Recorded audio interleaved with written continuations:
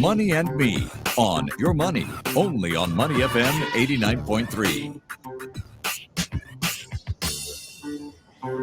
Besides saving you money, the ideas that you hear today could transform your organization and maybe even change you at some level. My guest today is someone who wants to transform the corporate world. He envisions a workplace where leaders and their direct reports cast aside their egos to problem solve and address issues in a psychologically safe manner in which everyone works together for the organization's success. Now, you might be wondering, is this even possible? I put this question to Bill Cornwell. He's a renowned coach who reaches out to senior leaders to help them achieve their full potential. And he's the author of a new book entitled Activate the Third Space: How to Align, Communicate, and Lead in a Hyper-Competitive World. Bill, welcome to the show. Thank you very much, Michelle. It's a real pleasure for me to be with you today. What a great title, Bill. Before we get into what the third space is and how to activate it, would it be fair to say that the ideas in this book rely on a way of communicating and a mindset that allows for that communication for particular types of intentional conversation at work? Would that be fair to describe it that way? Yeah, I think that's very fair. I mean, the original reason for the book was to allow everyone in an organization to say, I have a voice, and let me use my voice in a way that allows me to support the success of the organization. Now that sounds easy, but it's not an easy thing to do in the corporate world, as we try to lay down our egos for a little bit and recognize that if we're willing to listen, and if we're willing to learn how to ask the right kinds of questions to each other, then we have a chance for organizations to be wildly successful. It sounds easy, but it's difficult to implement in reality, as so many of the case studies in your book attest to. Let's take a step back, Bill. What is the third space and how do we enter it? Well, the third space was developed as a result of getting everyone in the organization to look at each other in a slightly different way. So leaders needed to take a look at the people who were their followers and look at them more as proactive self-leaders, people who wanted to have a say in the success of the organization. And to really look at the organization in a way that is supportive of them. Now, the question becomes, where is that? And that's the third space. So the third space is this automatically psychologically safe space. So as an example, one of the companies that I worked with, they had a physical space in their offices that was a door that said, when you walk into this door, this is the third space. Meaning that I can ask you any question about the organization, about the work that I'm doing. And the reason for it to be psychologically safe is so that we can make sure that we're hyper aligned, as the book says. Do I know what I'm doing? Is the work that I'm doing valuable? Am I moving the right direction for myself, but also for the organization overall? So the third space is an active space. And it's automatically psychologically safe. Okay, and how do we get into it if our organization does not have that door that says this is the third space? Yeah, great question, Michelle. Well, part of that is certainly the process for doing it is well described in the book. But very quickly, it is a space when someone says, I don't think that the work that I'm doing, I'm moving as fast as I should. I'm not sure I have all the resources, or I'm hesitating about what I should be doing next. That's when you call a third space meeting. And then the leaders, when you get into the third space, leaders are aware that if a direct report, or as I call them, proactive self-leaders, as they ask that question, the leader says, all they're really wanting to do is better work. So I shouldn't say, well, I told you exactly what to do. Why aren't you doing it? Leaders need to begin to recognize that the right question is much more about, tell me what you think you should be doing and I'll help you. So this Third space becomes a supportive space. It just is this space where we really all together want the organization to be successful. Yeah, I really wish all organizations would pick up this book and implement it because it really is the driver of so much incredible transformation, building of relationships, building of trust, enabling people to feel meaning at work. You've worked with DBS, Estee Lauder, ExxonMobil, Ford, P&G, and you've clearly impacted a lot of these companies. I can tell from the stories in this book. Bill, if we wanted to help the listener who hasn't yet picked up Activate the Third Space, and you really should, listeners, what will implementing the ideas in this book, what will bringing a third space to your company allow your organization to do better? Well, what the third space actually does, and this will sound funny to your listeners, but actually the third space allows you to slow down so that you can speed back up. So this is the issue in organizations right now. I've never met anyone, whether it's the president of a company or the person who just started at the organization, who doesn't want to do a good job. They they all want to be successful. Yeah. But sometimes we go in one direction and another direction. And what I found as I looked at organizations over the 20 years of coaching and leadership development and workshops was that people truly wanted to do well, but they needed this space. They needed this ability to slow down and ask each other the right questions at the right time. I'm not sure what I'm supposed to be doing next. What do you think? Now, in the third space, anybody can ask that question. And when we get that all done, we've actually slowed down. And when we leave the third space, we're hyper aligned. I know exactly what I'm supposed to be doing. My work has value. And so we move much more quickly. So it's that strange thing to say that if I slow down, the whole organization actually speeds up. I love that. I love that. In this world where everything seems to be, we all seem to be time starved, for a book that argues slowing down means strategically you're more aligned and then we'll be able to move much more rapidly to meet the requirements of change is counterintuitive, but at some level, I think we all get it as well. Let's talk about a feature of workplaces very common in this part of the world, and that is hierarchical leadership. So we all know what that can feel like for leaders. They can feel incredibly weary because they're right at the top and there are incredible burdens there. And then dealing with lower engagement and higher turnover and burnout and silo mentality. And at the other level, the lower levels, maybe the follower levels, people like me maybe get intimidated by bosses who don't want to hear the reality of what's happening on the ground or want to hear a voice from speaking from expertise. And more broadly, you could have an organization that's hamstrung by lack of information. And from your book, I understand this might lead to leaders who cannot process quickly enough as well. So hierarchy, you say in the book, does not encourage subordinates to share their opinion. What does your book suggest that hierarchical companies do differently? It's a great question, and it's there should be a book written about it, and there is. It's called Activate the Third Space. The Look, hierarchies in some cases are important in organizations when there is an urgency or an immediacy to get something done. But for the last 50 years, 100 years really, we've been asking leaders that we burdened leaders with the success of the organization solely on their shoulders. And so my work centered around how do we unburden the leaders, but also then accelerate everybody else around them. And that process was to look at the direct reports and say, look, you have a responsibility.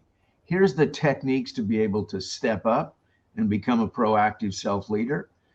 And we also then had to work with the leaders to say, how do you let that happen? And allow the proactive self-leaders to do that. All of that information actually, Michelle, came from my work with the Singapore police force. Remarkably, all of the groundbreaking work that I've done in the book is Singapore generated with all the leaders that I have here. many Singaporeans, some people from outside of Singapore who have been working here. But the Singapore police force started this, a gentleman that I worked with there who was struggling to get his people to connect with him. He did all the right things, remarkably talented leader, and he knew what to do. But it dawned on me that it was his direct reports that needed to step up. And they did. Eventually, as we worked with him, they began to break that hierarchical pillar down a little bit. So the book talks a lot about that process. The story that's told in the book for the listeners, you will connect with someone in that story, either directly or you'll know leaders like this. The book is a workbook to some degree. It asks you, think about this. Have you had a leader like this, or are you a leader like this? It carries you through, but you really begin to understand the processes necessary to move out of that hierarchical thinking and move into what the book describes as the enterprise leadership model. Okay, so this is a model then for any company and every company. Absolutely. The enterprise leadership model is a framework. It's a platform for leaders, human capitalists, proactive self-leaders to find themselves in an organization that has a structure that says we need to connect differently. And if we're struggling in connecting, then we have this space, this activate the third space, which is not my space. It's not your space. It's the organization's space. And we all want to do better for the organization. We want our organizations to be successful.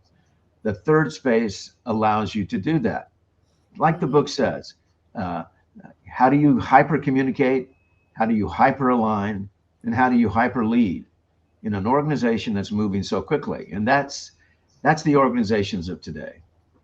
We are reading Activate the Third Space, How to Align, Communicate, and Lead in a Hyper-Competitive World. The newly released book, word of mouth says, and many leaders are buying this in bulk, 20, 50 books at a time. Books are making their way to the Philippines and all across Asia, I understand. It's the book I wish I wrote, to be honest, because for the longest time, I've been thinking if only there was this black box where people could go and just share honest feedback. My word, what a treasure trove that would be for companies. So let me read you a little from the book, because I know, listeners, you expect that from me. So here we go. Embrace the enterprise leadership model, and you will find that your organization works more efficiently and effectively. Members of your team will take proactive responsibility for the success of the organization. If you are a leader, it will lighten your load and enable you to focus better. Human capitalists will think strategically to ensure your team has the right people, all the while helping people advance their careers. Now, those are the words of Sandeep Seth. Have I got his name right? Sandeep Seth, yes. Sandeep Seth, okay, thanks. Global CMO and former CEO of SK2, and he writes in the preface of this book. So, Bill, I learned from Sandeep's preface that you are a master of the art of asking questions. Is that right? Well, yes, I like to think that I am. In the process of executive coaching, the ability to ask the right question at the right time gets my clients to open up and to perhaps think more deeply about the issues that they're facing and the changes that they need to make individually. So learning how to ask the question, it's a practiced art, but I've practiced it a lot. So my question is, do leaders reading this book have to be adept at steering conversations for third spaces to take off? Well, I wouldn't use the word adept. What I would use is a willingness to try. And in the book, there are literally hundreds of questions. The second part of the book was a very important part for me because it's a field guide. It actually says, if you're a leader activating the third space, here are your responsibilities, and here are the questions to ask. If you are a proactive self-leader and you're calling a third space meeting, here's your questions to ask, and here's how to operate. If you're a human capitalist, which is what I call the human resource side of the business, then you have your responsibilities also. There are scenarios in the book. All of it is a very practical approach to being able to connect in the third space. And that's the critical part. It will take practice. There's no question about it. When I developed the third space, I had to practice what it really meant to be in the third space. When I used it with SK2, I had to practice that. This was my beta site. And I know that it works because it absolutely worked in SK2. You got to practice. Okay, got it.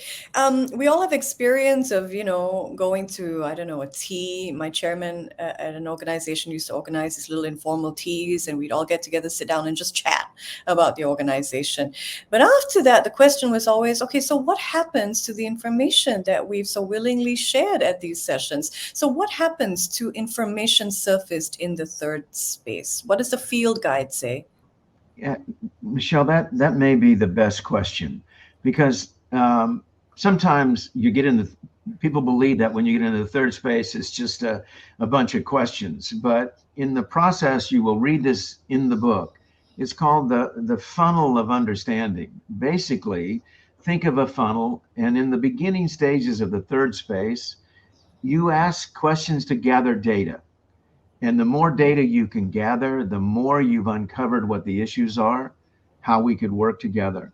But as you begin to move through the funnel, in other words, as you squeeze things out, begin to filter what the real issues are, the questions become a little bit more direct from both sides, whether it's the direct report, proactive self-leader, the leader, the human capitalist. They all are designed to squeeze out exactly what the next steps are. So when you leave the funnel, the question that is asked, tell me, what are you going to do when you go back to your desk? What are you going to be doing over the next week, the next 2 weeks? So there's an absolute process, and that was very important for me in the book. It's also very important for me as a leadership development person, because I never like to leave things just sitting there unless there is something to practice to do. You can't leave it to yourself. You have to say, are we in agreement? Are we aligned? And that's the single biggest issues with companies that I've worked with over the last 15 years, is that alignment is the single thing that is lowest in any diagnostic I do. Are we aligned? No, we're not. So get aligned in the third space and use the funnel of understanding. Because this is about actionable information that the third space is seeking to surface. Bill Cornwell is managing director of Cascade Consulting, and we are reading his debut book. It is making waves, word of mouth tells me. Activate the Third Space is the title.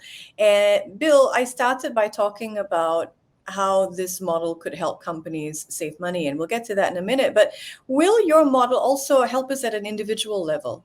Will it help people become more successful at the workplace?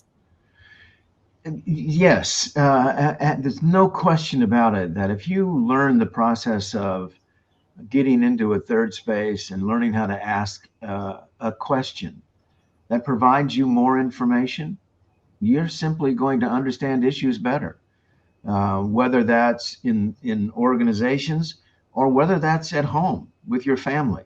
The third space works there. It's just, parents, stop being hierarchical. If you've got kids who are 8 to 22, they want to be asked questions, and then just listen to their answers. It will help you there also.